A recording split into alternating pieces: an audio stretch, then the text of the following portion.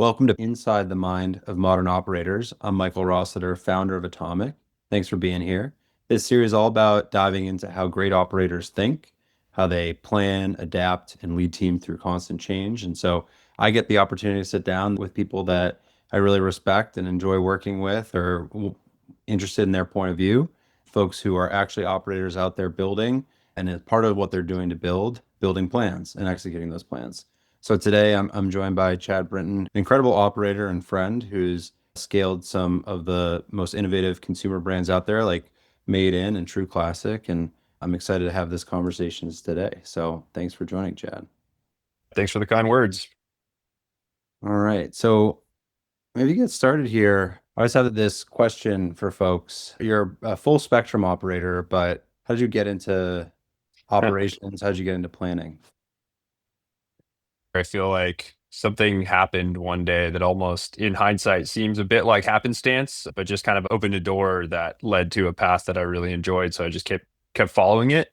Coming out of undergrad, I got a job at Deloitte Consulting. Consulting could mean so many different things. It's, an inch deep and a mile wide and all these different experiences. And yeah, I didn't really know where to get started and where to sink my teeth in with that. I was coming out of undergrad with a math degree and I really enjoyed math and I wanted that to continue to be a part of a skill set that I developed and used. I had a conversation with one of the partners at one of the new hire events and I said, would really like to lean into this math background, this kind of skill set that I've got. And he's like, man, you should try supply chain. I think you'd really dig it. I tried a supply chain project and I loved it. And I just pretty much never looked back. Thankfully, that consulting experience gave me other experiences and was really a validation that I didn't like all that other stuff as much as I did supply chain.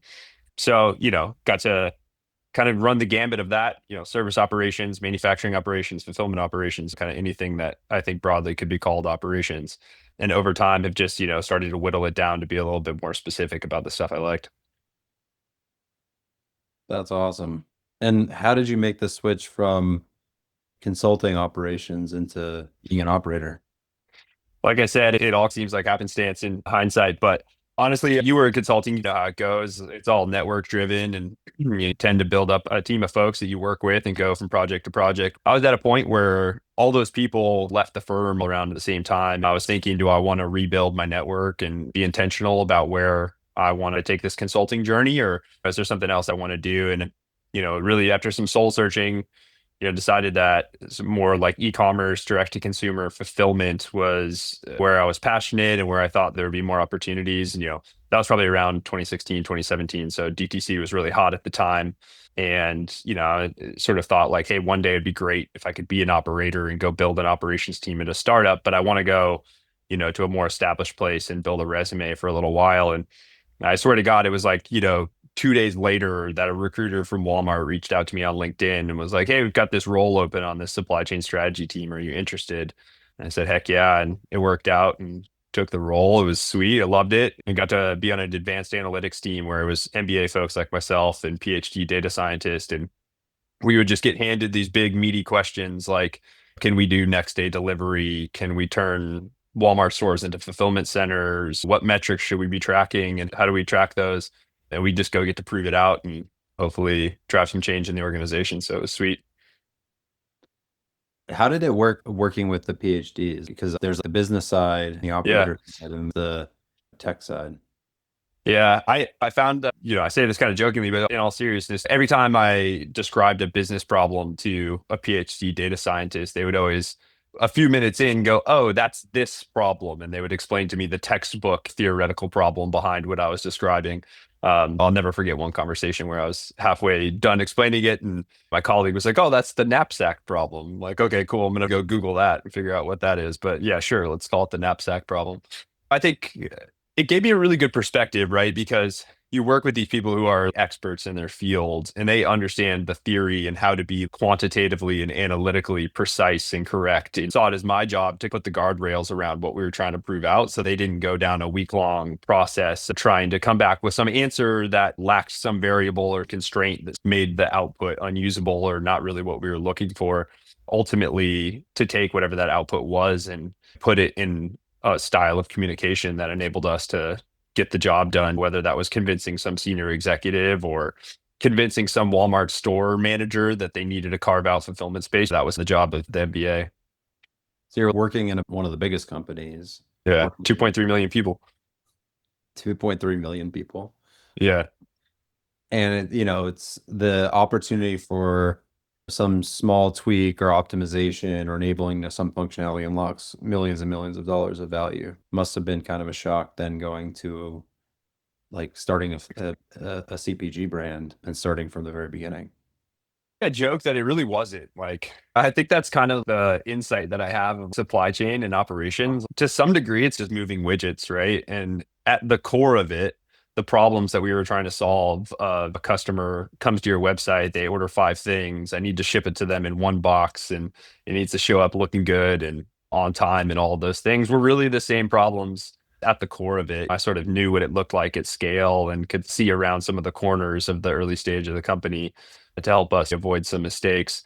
I would say the biggest challenge about joining a startup was when we started to build the team and add people to the organization.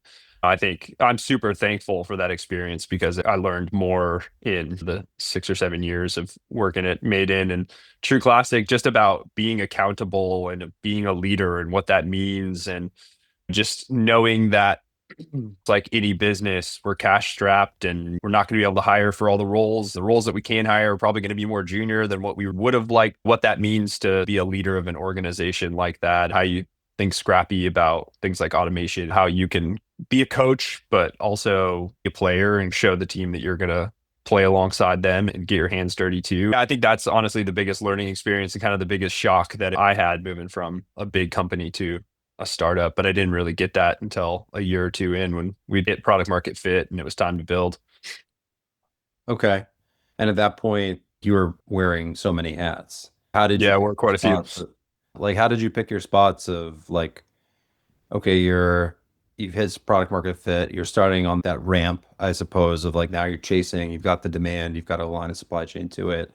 Like, how did you think about the investments you were making as a leader there to be able to keep up? Yeah.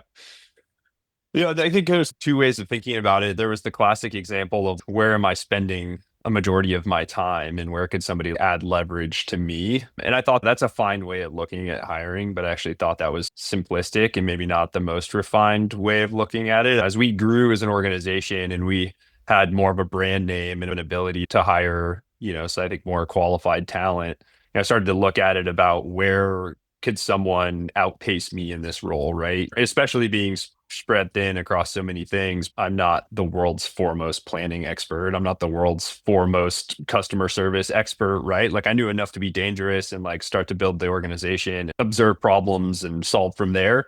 But, at times, I would recognize like there's probably someone out there who has better experience than me. You could come in here and do a better job or know the right answer. I started to learn to give those people enough autonomy, bring them on board and let them grow from wherever I could have gotten the organization.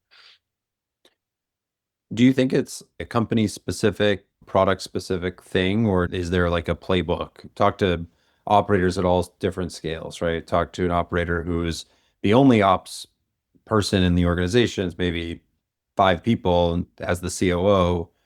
Now they're growing. Who do you hire first, or what's the first investment you make? And are there key roles or key ways that you think about? You got to lock this down before you go tackle this. If you can get someone with this profile, you're kind of buy yourself some time. Hiring's so hard, right? It's such a time suck. And, it's so hard to find the right candidate at the right time who lines up on that spectrum to meet you where you are. If you were to go out and search for a candidate who checked all your boxes, who had the experience, not only within a direct to consumer company in general, but also within the specific product category, like you probably are going to be on the search for quite some time. It's a pretty difficult way to go about filling a role. So I always had my must-haves, right? They have to check these few boxes, like have they sold cookware or home goods before when we were at Made In? That was a nice to have. Great. If you understand the marketplace, there's certainly some unique aspects of fulfilling big and bulky products or planning for things that get sold in sets. But honestly, the complexity in our business was introduced by other things rather than it just being cookware. We had a flavor of manufacturing that made planning more difficult and non-traditional. You guys helped us out with some MRP capabilities to work around some of that. Those were the things that were more important to me. If somebody could understand that complexity and those concepts, whether it was cookware or tennis shoes, that was more important. I mean, were there like big inflection points in that journey, or like how do you break it up in like the stages you feel like you went through there? Yeah, it's amazing. There would kind of be these moments where something would happen, some like exogenous variable would change in some way, shape, or form, and we get to pick our heads up out of the sand and look around. And it felt like the business like went through these very distinct chapters and these distinct phases. And I think there were a couple ways of quantifying that. There were times where we built scale in the operations, customer service or manufacturing or fulfillment. And we were sort of like, okay, we made this investment. I hope it pays off. I hope the demand comes. If you build it, they will come. We're waiting. Then a few short months later, it's like the marketing team had been kicking butt for months and beating plan. And all of a sudden we're back behind and they leapfrogged us. And now we got to chase again. There were these times where it just felt like we're never going to grow up and fit these britches we bought. And then all of a sudden they're too tight. And then I think the other way of thinking about it was, I think the one insight I had is humans are really bad at imagining what exponential growth actually looks like and anticipating that. There were so many times we would be hung up on a problem that seemed like the biggest thing that we were ever going to deal with, only to then, 2x, 5x, 10x the business from there and realize how trivial that problem actually was. And, by that point, know like, oh, that was the right answer all along. To your question, there were very much these inflection points, and sometimes they were demand driven, and sometimes they were just process and scale driven. Yeah. Were there any investments that you made that come to mind where you're like, thank God I did that? Like there's some in Yeah. our business where I'm like, thank God I called that guy. Just sort of luck into it. Yeah, any that come to mind? Yeah, I just had this conversation with another operator yesterday where we were saying there were so many times that we thought we did something proactively, only in retrospect to realize that we did it just in time. If we had waited even a month, it was going to be like we were going to be drowning. Two examples come to mind. One quick one was I joined in 2019, myself and a VP of finance. You'll know who I'm talking about, joined at the same time. And the business was relatively small at that point. I don't think we could confidently say we had product market fit. We were still trying to prove it out. He and I in planning for the business made a trivial error of like, we were missing sales plans throughout the year, but making the assumption that we would, make it up in the next month. Like the annual sales goal is still good, no matter the fact that we just missed 6 months in a row, right? So as a result, we bought way too much inventory and we actually put the business in a pretty tight spot from a finance and a cash flow perspective. We came out of 2019 into 2020 with what at the time to us was mountains of inventory. We had way too much. And, we were quite worried about the cash flow implications about turning that inventory into sales dollars. And then obviously, not knowing that a few months later, a global pandemic would have everyone stuck at home and ordering cookware. Our demand from March of 2020 to April of 2020 4x. And, thankfully we had a buffer of inventory that kind of carried us through a period of time where our manufacturers were shut down. That was a very fortunate mistake going from almost bankrupting the business to having inventory to capitalize on a sudden demand uptick. The other one was a personal passion project of mine. It was something that I always hoped to do and had the opportunity to pitch the board on building out our own fulfillment capabilities. Just as a supply chain operator, you always hope you get to build your own facility and design it from the ground up. But that was something that I really believed in from a P&L perspective. I just thought we could drive out a lot of cost on the things that 3PLs charge you a lot of money for, and that we were doing a lot of, but also just to improve how we serviced the wholesale side of our business, the B2B side of our business, how we processed returns, how we kitted and packaged our own products and things of that nature. And so that was definitely a bet that we made that paid out some pretty big dividends and was a big measure for how we inevitably reached EBITDA profitability and materially changed the economics of the business.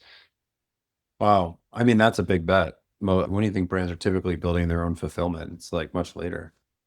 I think it's one of those things that you either do it from day one or you don't do it at all. I don't know of many other brands that took it on midstream because frankly, I think it's just outside of the dollar resources, it's a time resource. And the team's already managing a supply chain that's pumping out a ton of volume and got a bunch of sales channels firing. Like, how do you carve out a tasks force or a squad to launch your own fulfillment center? Thankfully, I had board support, founder support, and I was super excited about it. So I went into a deep, dark hole of building a fulfillment center for a few months. Yeah. There's a lot of those things where you make a decision. It's really hard as an operator because at the beginning of the business, you're being scrappy. If I don't need it right this second, it's hard to imagine Mhm. spending time on it. And then later, you've kind of locked yourself in. It's fun. It like brings to mind talking to a lot of brands right now about expiring inventory and like Mm. lot tracking. A good example. Like if you don't make the decision to encode lot tracking in NetSuite when you implement NetSuite, Yeah. is never going in, which means that like because maybe you don't need it. Hey, we're chasing demand. We're never going to have this issue of stuff expiring. And then, 2 years later, supply and demand have normalized, and now you've got Yeah. expiring inventory, and you got to go into the WMS to actually see the lots, and you're never going to be able to figure it out. Yeah. Good luck lining up all the POs that you placed with inventory that's currently sitting in your warehouse. What do you think founders, CEOs, finance leaders misunderstand about planning when it comes to executing as an operator? Yeah. I think one thing that comes to mind for me is like, in an early stage company, even post Series B, every org in the business is trying their best to make it work, right? Every part of the business is in somewhat of an existential crisis of like, we have to hit X metric, which is a very lofty goal, or this business doesn't work anymore, right? Our well intentioned sales and marketing folks who were looking at metrics like CAC, LTV, and ROAS would have to make very real time decisions about, hey, we launched 100 ads. This one ad is working. So we're going to dump all of our budget into that and we're going to ride this thing to the moon until it doesn't work anymore. And that might have been a product we had sold very little of historically. And the demand plan was not to sell a ton of that, but they had to justify return on ad spend and CAC. That made the operations and planning team's life really difficult, right? We therefore had to live with the output of that decision, and that was the right decision. They made the right call. And it was our job to understand that those decisions were going to have to be made. And that's why businesses hold safety stock, right? That's the whole name of the game. Back to your question of what do other parts of the organization have to understand? We all have to understand that we have our own incentives and they may be competing forces at times. To me, it's best to come to the table to say, all right, what are you trying to solve for? Understand how that might impact me and how I can come up with a plan that has some variability in it such that we can adapt and make changes quickly into some of those things. Yeah. Funny, we're seeing that a lot right now in certain verticals with TikTok Shop where it works, but it's one or two SKUs and they go to the moon. It's like a big celebration, but then it's kind of a nightmare for the planning team, for the operators.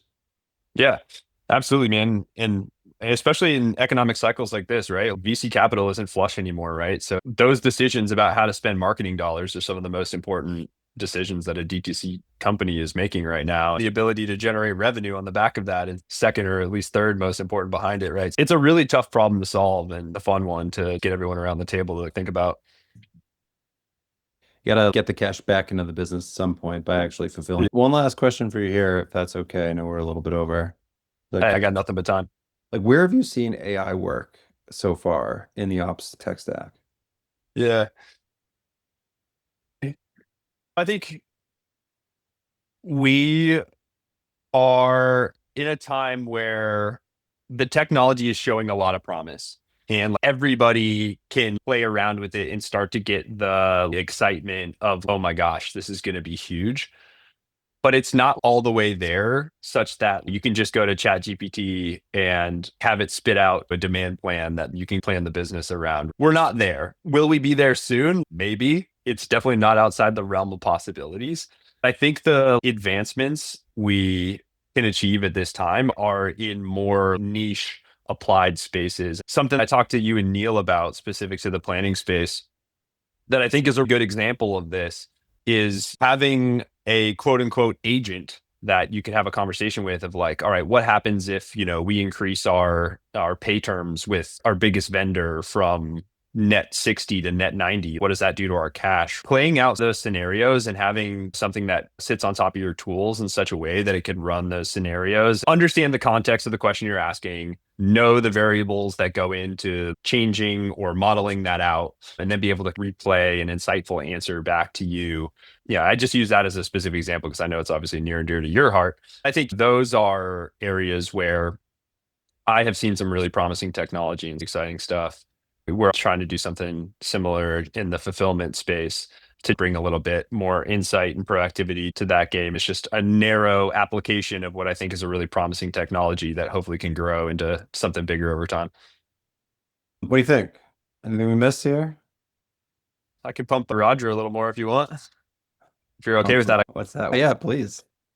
Yeah, so these days I'm trying to build my own startup here, building some software to hopefully solve a problem that I experienced as an operator, both at Maiden and True Classic, and I think is pretty relevant pain point for a lot of startup operators out there, which is just orders that go unfulfilled for one or another reason for days at a time, and you know, we're all operators dealing with off the shelf system stacks that maybe don't talk to each other super well. If an order by the time it reaches the WMS isn't going to get shipped out because inventory is out of stock, there's a bad address, or maybe they never got it in the first place. I found that a lot of times the first time we found out about those things was when a customer sent us an email and said, "Hey, placed an order. I'm really excited about it, but where is it? That was 10 days ago." I always found those examples to be super embarrassing just because, we consider ourselves as a tech company and like we've got all this data at our fingertips. What happened here? So we built a product that we call Roger to try to build some proactivity around these things. And we've got a suite of functionality that monitors fulfillments on your Shopify store. We'll kick off workflows if an order goes unfulfilled past SLA and try to gather some information from the warehouse. We sit on top of Slack and email. So any communication about those orders kind of feeds into what we can then generate in the form of customer updates and things like that, and provide you with weekly fulfillment summaries and reporting on warehouse SLAs.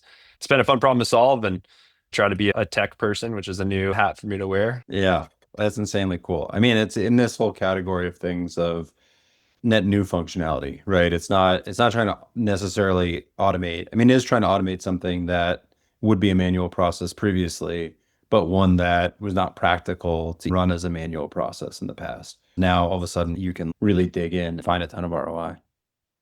Yeah, it's one of those so what problems, right? In the tech of yesterday, it was really easy to set up an alert to let me know if an order doesn't ship after 3 days. But then so what? Eventually, that stuff just becomes noise in Slack that nobody pays attention to.